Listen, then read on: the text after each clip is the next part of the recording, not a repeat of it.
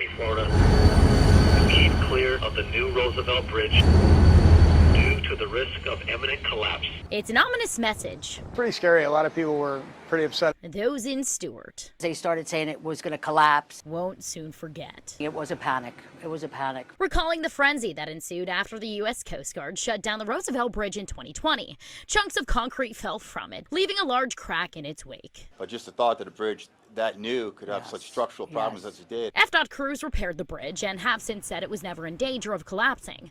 But with the Baltimore catastrophe top of mind, Scary. First off, scary. for some, those fears are back again.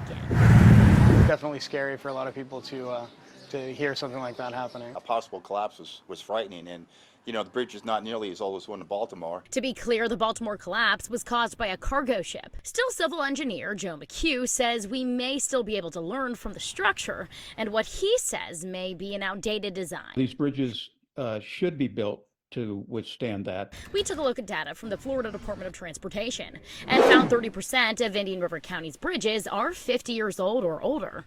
And 10 bridges in that four-county area are labeled as structurally deficient, including the North Causeway Bridge in Fort Pierce and the Sebastian Inlet Bridge. I'm sure that puts a lot of nervousness in a lot of people's minds. It may sound scary, but McHugh, who's investigated many bridge collapses before, says it's just a technical term. It can be paint peeling in the area, and it can be rated structurally deficient, but not necessarily unsafe. A 2021 infrastructure report card issued by the American Society of Civil Engineers ranked Florida's bridge inventory among the best in the nation. FDOT says if any bridge was in danger of collapse, they'd immediately shut it down, providing this statement, reading in part, "The safety and integrity of our bridge infrastructure is a fundamental commitment we rigorously uphold.